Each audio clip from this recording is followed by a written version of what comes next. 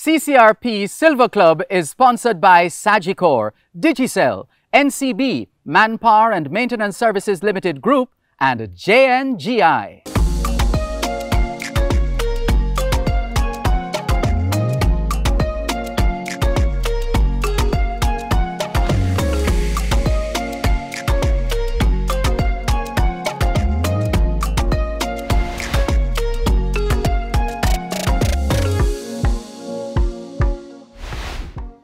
Older people are important members of any society and therefore have the right to live in dignity in later life. Welcome to the CCRP Silver Club, a program that seeks to educate, entertain and celebrate the lives of persons 50 and over. I'm Dervan Malcolm. This week on CCRP Silver Club. That person in your home must have an understanding of the needs of the senior. You have asked us if Jamaica can host the games in 1962. Where would we hold it? We had no stadium. Everything took place at Savannah Park.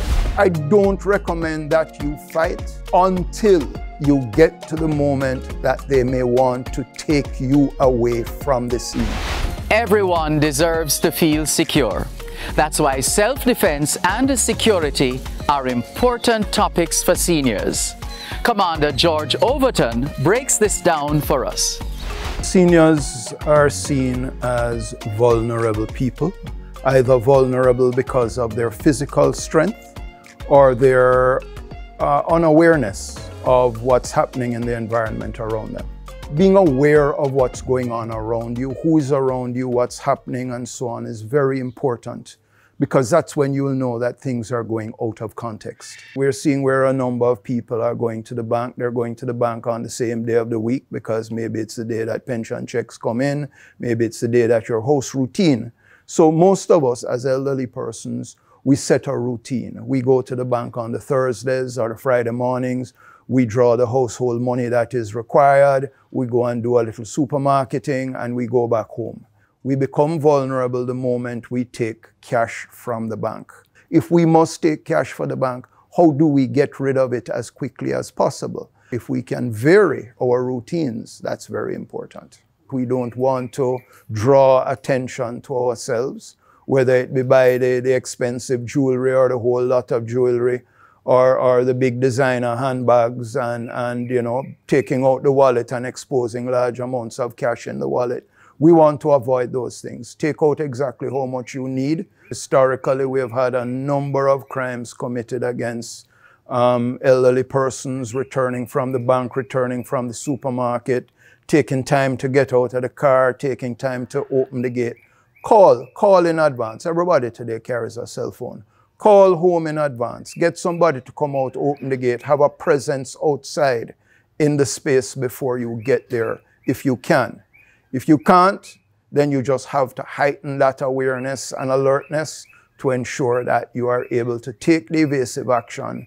And that is the evasive action by either locking yourself in the car or getting in through the grill gate and locking yourself in that space. Most of us travel with keys, and I tell people a bunch of keys, as much as they are a burden, they also can be a weapon. If you clutch a bunch of keys in your hand with one key coming through between the fingers, that in itself is a very damaging weapon. Don't go to the dark space by yourself. Don't go to the isolated space by yourself. In today's age and the type of attackers that we are seeing, the more you resist is the more violent they become. And therefore, what you really want to do is get rid of what they're after. Give it to them. That's not worth your life. That can be replaced. So get rid of it. Get them away from you. I don't recommend that you fight until you get to the moment that they may want to take you away from the scene. Fight like crazy if they're trying to remove you from that space to take you to another. There are simple alarm devices for your house that can bring help. It's not just physical security, but also as we age, our health becomes more uncertain. And therefore, if we have a health crisis, who do you call? How do you get help? Most important, know who you are bringing into your environment. You need to do the background checks on people that you are bringing into your household as staff members or sometimes even as boarders, that they have no criminal records, convictions, or criminal associations. One of the other things that I recommend to people as they build out around their homes, plant prickly shrubs under those windows that will keep people away from the windows. The tips I would like to leave with your listeners and viewers is avoid establishing routines. Avoid displaying large sums of cash that you may accumulate to keep at home or on your person. Avoid the bling. Remain in well-populated, well-lit, and active areas. Don't go into the isolated spaces. You must have friends or family that you can communicate with. Let them know where you're going, what you're going to be doing. Going out for late-night activities, certainly you want to leave lights on at your home, lights on the inside. Maybe you want to leave a radio or a television on, something that gives the impression that the house is not empty. I personally recommend the use of motion sensing external lighting, because as you enter the premises, if there is somebody else in that space, the motion sensing lighting will come on and alert you. Transportation back home, try and use persons if you're not transporting yourself. Try and use transportation that you are familiar with. And again, whilst you're on your way home, if you're driving yourself, be conscious of who may be following you. If you believe that you are being followed, make 3 left or 3 right turns in succession. And if that vehicle is still behind you, be assured you are being followed. Drive to the nearest police station or to the nearest place of safety and telephone in advance that you have a problem. Next. That person in your home with you at whatever age must have an understanding of the needs of the senior. The Ccrp Silver Club will be right back. This segment is brought to you by the National Health Fund.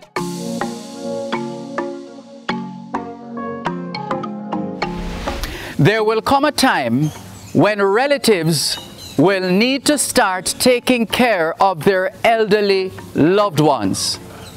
Manpower and Maintenance Services Limited Group can assist with training. Chairperson and Chief Executive Officer Audrey Hinchcliffe tells us more. We have the parent company, Manpower and Maintenance Services Limited, which is the child of Caribbean Health Management Consultants Limited, which was my first business, and out of Caribbean Health came Manpower. Out of Manpower Maintenance Services Limited came Manpower Training Unit, became the Institute for Workforce Education and Development, an accredited training organization. Then we have Manpower Maintenance Business Services, that is dedicated to human resource outsource services, HRO, where we manage workers both in homes and in businesses. And now the new kid on the block is Manpower and Maintenance Sales and Distribution Company, and you'll begin to hear more about Clean Store, totally related to cleaning, whether it's domestic, commercial, or what have you. Just using myself as a senior, the care you need at home, the services you need at home, if you call us, we provide that, whether it's one person or we have what's called Power Maid service. If you just want your house clean, deep cleaning, every quarter, once per year or so on, we provide that kind of service. Say you are sick and you're leaving hospital and you're going to need help at home. You call us, we will provide that help. We manage the process for you. We put that worker there. You're busy working and you need a housekeeper. We put that person in your home and we manage it. We do the payroll, we do the uniform, the benefits and everything. The training that they get, whether it has to be the nutrition, the support for hygiene, shopping, general housekeeping, going to the doctor with the person, just simply interacting with somebody who is alone, talking with them, combing their hair, massaging the hands, the whole service. The training program here prepares that person. Another thing, if you have someone at home to be trained, that person can come here and participate, and that happens a lot. You don't want to give up everything because a little bit of exercise around your home is good, but you don't want to be exposed to slip and fall or the tedious things, high dusting, this and what have you. So it's important that when you call, we come in, do that assessment, discuss with you what exactly is a best fit for your home. The person you already have in your home don't need to be discarded when your situation changes. We will come in and make sure that person get trained because it's different phases of life. You know, you live, you born, you die. But that person in your home with you at whatever age must have an understanding of the needs of the senior. Nutrition, medication, those are very, very important things to understand the care of the senior. What is the diet they're on that you're going to help them to shop for? Then the medication, the timing of that medication, some before meal, some during meal, some after meal. When I become old and confused, the caregiver must understand that you put it away from me and you give it to me when it is due. That senior, you can't find the medication where it is. It's in the fridge, it's in the thing. You don't remember if they take it or not. You, the caregiver, must become familiar, and that's why it's important to go to the doctor with the person to get an understanding. The memory is gonna start. You see me big and bad and bright here now? I have lapses. And I say to them here, I reserve the right to forget. You young people must remember, and you must be able to remind me, Mrs. Hinchcliffe, you said this last week, you're changing this week. It's happening. At 82, I reserve the right to be forgetful. That person who is coming into your home, you may need to get police clearance. The person who is going to look after your food needs to get a permit. Make sure those things are in place. The person who is coming into your home, you're not coming to my home unless you have taken the vaccine. Right about now, I am a stickler for enforcing COVID vaccine. You have no right to bring COVID to kill me. And here at Manpower, those are some of the things we do. I'm not sending you somebody who is not fully protected because I would not do that for myself. Remember, you also have family members out there. What role are they going to play, right? Even if it's a family member who is home with you and looking after you, they need to be assessed. You hear all these old people who never leave home yet die from COVID. Somebody brought it into their home. Security is important. For example, if you call me for a caregiver, I'm not sending that person to your home. You and your relative has to come here to Manpower headquarters to interview that person. And if you like that person, we do the background check on that person. Because to take a stranger into your home, you need to know their connections. Another thing, you need to have something in writing. People just take on a helper, a gardener, what have you, and nothing is in writing. Like any other contract for service, you need to put it in writing. So when they go down to Ministry of Labor and have the memory lapse, you said, but hold on, you agree to this? So make sure as a senior, you cover all the bases. Call Manpower. Coming up, we journey to the past with Mike Fennell to talk about the history of sports in Jamaica. This segment is brought to you by Quartz.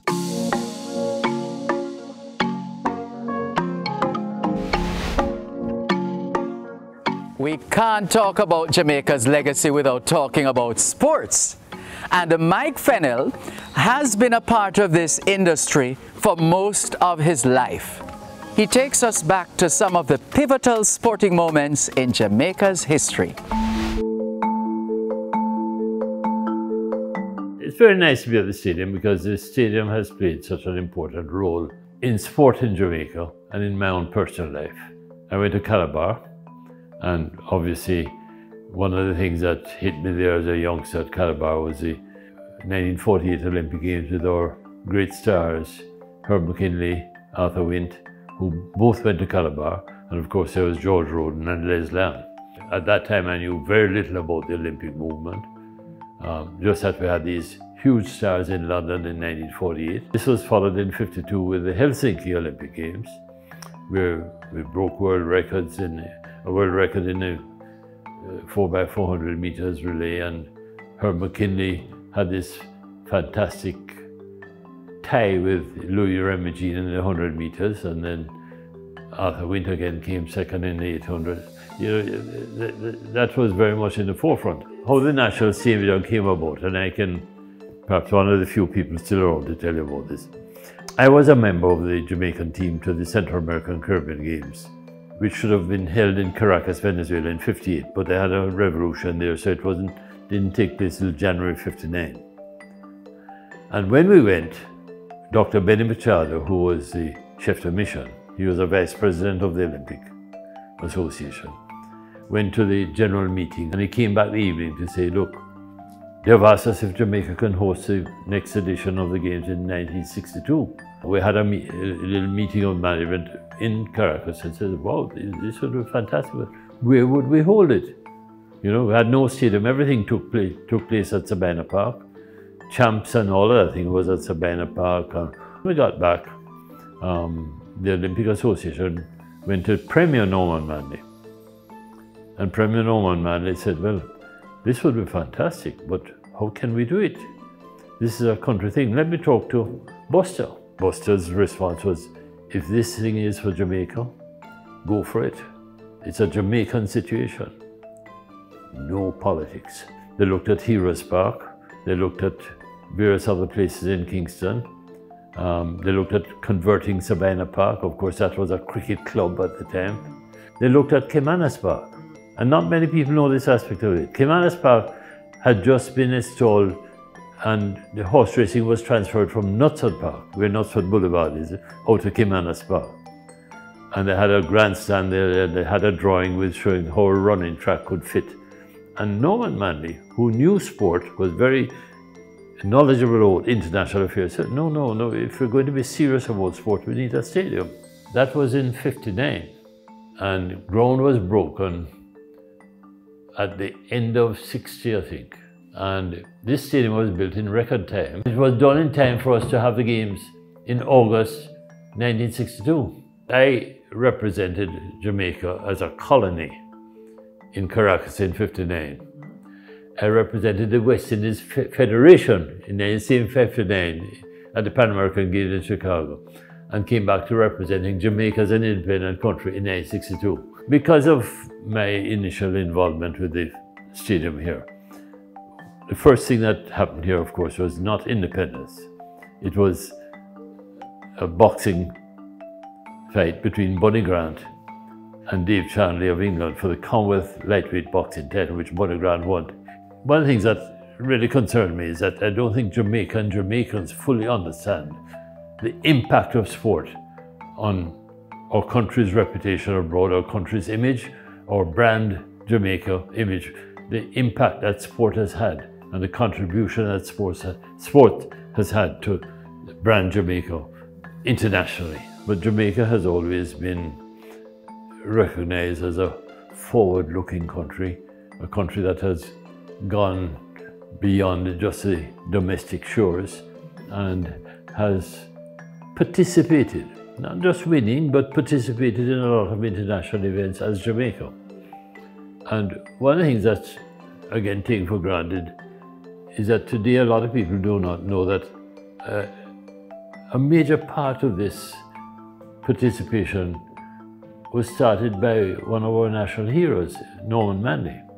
Norman Manley ensured that we had a constitution and was recognized by the International Olympic Committee. He did the same thing with athletics. The original formation of the J3As, the original formation of the Jamaica Boxing Board of Control, because he was a great fan of boxing and so on. We've had several highlights. From my own perspective, the Montreal Olympic Games in '76, when Donald Quarry won the 200 meters and came second in the 100 meters.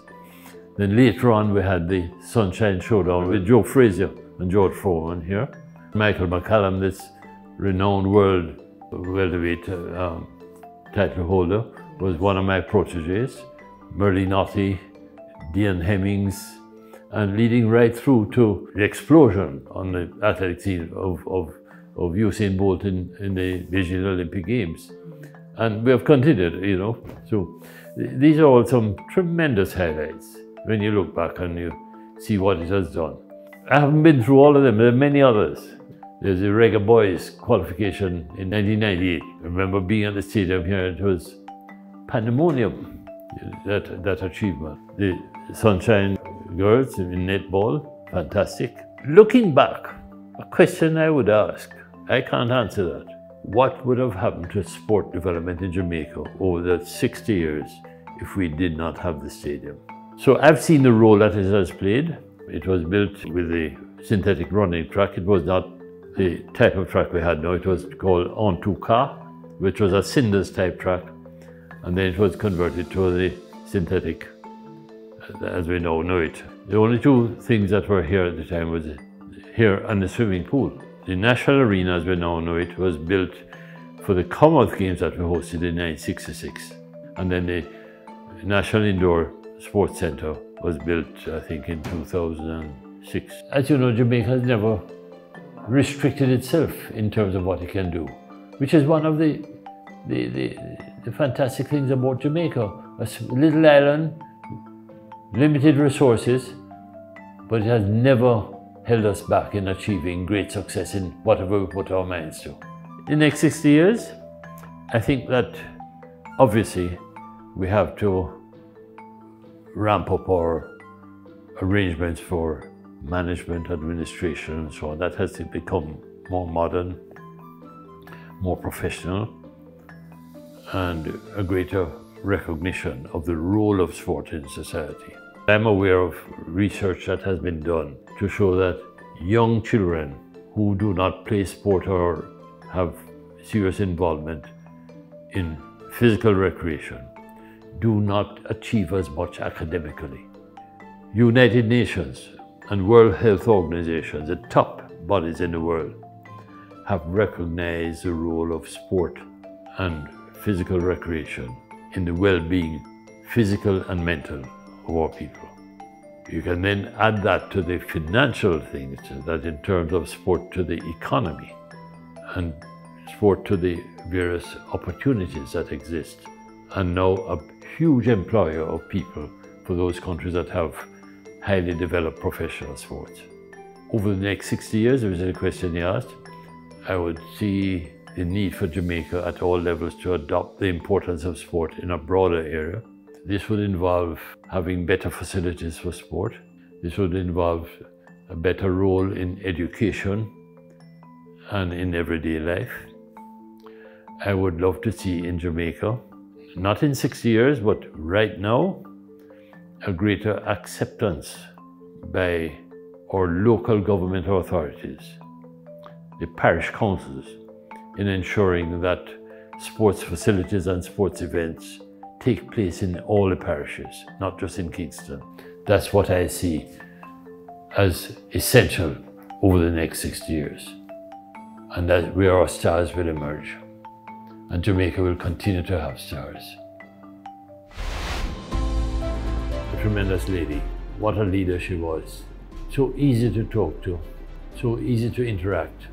And certainly whilst I was president of the Commonwealth Games Federation, she's just a warm, natural person who paid attention to a lot of details. She knew everything that was going on. A great sense of humor. I recall on one occasion they were doing some renovations at Buckingham Palace. She could tell me every detail of what was being done, the windows that were put in, the fact that she didn't agree with what the contractors were doing, and she was just so well informed.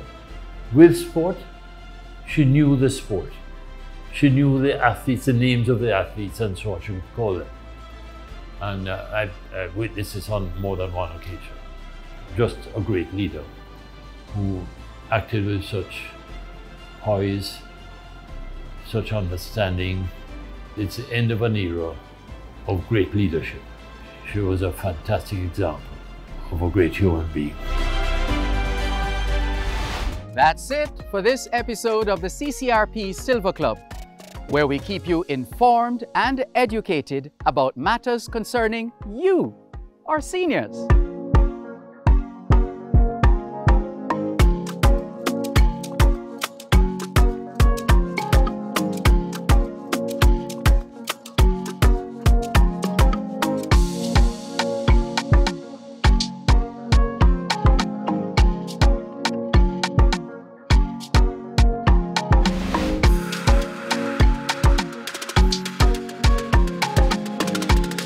CCRP Silver Club is sponsored by Ccrp, Digicel, NCB, Manpower and Maintenance Services Limited Group, and JNGI.